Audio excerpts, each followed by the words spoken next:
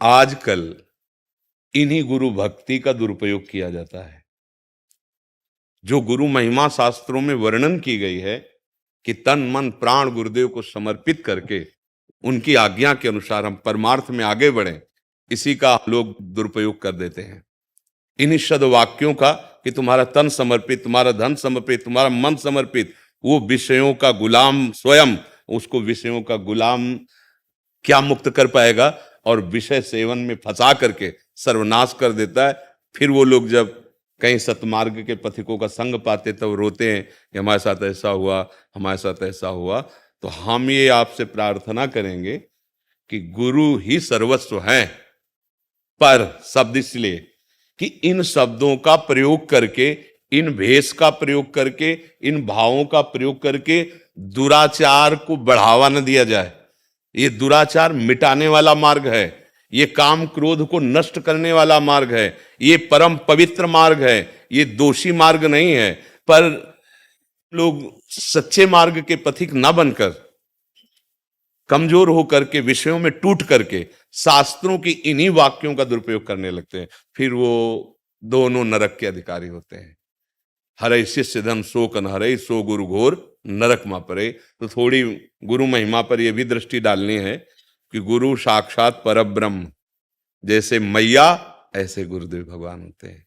मैया अपने बच्चे को नष्ट नहीं करती, वो अपने छाती का दूध पिला के उसे पुष्ट करती।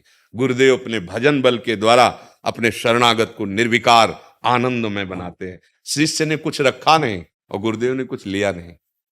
अगर गुरुदेव को ये तन मन धन चाहिए तो गुरुदेव किस बात के बने हैं? तब लग जोगी जगत गुरु, जब लग रहे निराश, और जब आशा मन में भई तो जग गुरु जोगी दास। तो गुरु महिमा का दुरुपयोग जहां दिखाई दे तो वहां फंसना मत। दूर से गुरु शिष्य का संबंध भगवान का संबंध है, पवित्र संबंध है। उनकी आज्ञा पर चलना ये शिष्य का कर्तव्य है, और गुरु को अपने आत्मबल और अनुभूतियों के द्वारा शिष्य को प्रकाशित करना, आनंद देना। ये शारीरिक सानिध्यता या वासनाओं का खेल, ये गुरु शिष्य या गुरु दक्षिणा या समर्पण नहीं है। बहुत दूर भाग जाना चाहिए ऐसे व्यक्ति से, वो ढोंग का आचरण करके तुम्हें अपनी वासनाओं के जाल में फंसा रहा है। क्योंकि गुरु शब्द तो यही लगेगा ना, उपदेश तो यही होगा ना। अब उसका सच्चाई से प्रयोग ना करके, तो भोले वाले लोग, अगर कुछ बोलता हूं तो गुरु अपराध लगेगा, गुरु जी के विषय में कैसे बोल सकता हूं? नहीं भाई, नाटक करने वाला गुरु थोड़ी हो सकता है। तो थोड़ी देर सिनेमा में या नौटंकी नाटक में परमहंस का रोल कर रहा है तो गुरु मान लोगे क्या उसको तुम? तो बस हमें सच्चाई देखनी है। आप में, आपके वचनों में, आपके आचरणों में तीनों का मिलान हो रहा है कि नहीं? बोल कुछ रहे हो, कर कुछ रहे हो, मांग कुछ रहे हो, ये हमारी समझ में नहीं है। मन, वचन और कर्म एक, वो सदगुरु। मन अलग, कर्म अलग, वचन अलग, वही पाखंड। जहां दिखाई दे दूरी बनाओ। कोई अपराध नहीं, कोई बंधन नहीं, किसी भी तरह का कोई डर नहीं। बिल्कुल हमारी प्रार्थना मानना। और वस्तुतः ये परमार्थ गुरु कृपा से ही पूर्ण होता है। और गुरु कृपा का अनुभव तभी होता है जब हमारा अहंकार उनके चरणों में समर्पित होता है। और अहंकार तीन ही जगह होता है, शरीर का अहंकार, देहाभिमान, मन का अहंकार, मैं ऐसा, और अंदर जो हमारे अंदर जितनी क्रियाएं हो रही, जितने चिंतन हो रहे हैं, जितनी चेष्टाएं हो रही, वो सब गुरु के अनुकूल हो जाए, गुरु की आज्ञा के अनुसार। तो भाई दोनों बात इसलिए रख दी कि समर्पण के लिए वाणी और शास्त्र आज्ञा करते हैं, सकल समर्पण प्राण धन गुरुदेव के चरणों में। तो इसका मतलब क्या? आपने कुछ रखा नहीं और गुरु ने कुछ लिया नहीं। वीर शिवाजी महाराज समर्थ गुरु रामदास जी के पास गए और कहा मैं गुरु मंत्र लेना चाहता हूं, आपका शिष्यत्व। तो उनका हम बता देंगे आपको, पहले समर्पण की जरूरत होती है। एक दिन उन्होंने भिक्षा झोली उठाई और पहुंच गए दरबार में और कहा भिक्षाम दे। और जब देखा कि गुरुदेव भगवान पधारे, अब इनको भिक्षाम, तो उतर के साष्टांग दंडवत की, पूरे कागज में पूरा सब कुछ लिख के डाल दिया। भगवान ये दास आपका, ये राज्य आपका, सब कुछ ठीक है। कागज निकाला, वापस दे दिया, बोले आज से तुम सेवक, धर्म पूर्वक शासन करो, राजा मैं पर शासन तुम करो। समझ गए? ये समर्पण हो गया। अब रह गया तन।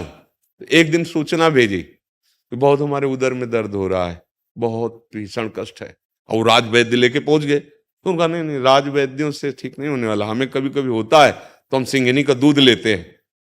समर्थ गुरु स्वामी रामदास जी तो बोले गुरुदेव आप आज्ञा करो, तो सैनिकों के सहित जाल में फंसवा के सिंघनी को, क्योंकि राजा है, उनका नहीं नहीं नहीं, कोई सैनिक नहीं, कोई अस्त्र नहीं, अकेले जाओ और स्वर्ण का पात्र लेके जाओ, उसमें दूध दूह के फिर हम पी लेंगे तो पेट ठीक हो जाएगा। अन्य पात्र में टिकता नहीं सिंघनी का दूध, छेद कर देगा, इतना वो पावरफुल होता है। भला सिंघनी कोई गाय है क्या कि नजदीक जाओगे दूध दे देगी? पर गुरु आ गया, वो गए, देखा जंगल में तो सिंघनी, जो ही देखा कि बच्चे के पास कोई आ रहा है तो दहाड़ मारी, तो कहा मैं अपने गुरुदेव की आज्ञा से आया हूं, गुरुदेव के लिए दुग्ध लेने आया हूं। अब वो कोई समझने वाली थोड़ी, क्रूर हिंसक स्वभाव। बीच में समर्थ गुरु प्रकट हो गए, सिंघनी को शांति का, और बोले बेटा आज से मैं तुम्हें शिष्य स्वीकार करता हूं, क्योंकि प्राण समर्पित, तन समर्पित और धन समर्पित, समझ गए? यह है गुरु के प्रति समर्पण, और वो गुरु का तेज कि हर समय से। आज भैया थोड़ा संभल के, संतों के वचन पकड़े जाते हैं, गुरु के वाक्य तुम्हारा मोक्ष प्रदान करेंगे, सान्निध्य की ज्यादा जरूरत नहीं, दूर रहो, उनके वचन, उनकी आज्ञा का पालन करो। उनकी आज्ञा पे चलोगे तो तुम्हें गुरुदेव हर समय ऐसा लगेगा जैसे माँ अपनी गोद में लिए हुए बच्चे को, ऐसे गुरुदेव हमें दुलार कर रहे हैं। गुरु भक्ति साधारण बात नहीं, पर इसी का प्रयोग गलत किया जाता है।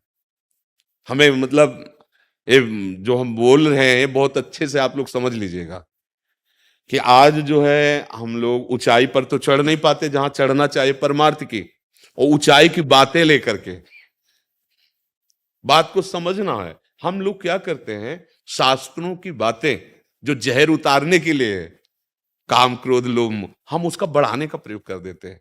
भाई यहां सावधान रहना चाहिए, क्योंकि भगवत प्राप्त होना बहुत कठिन है।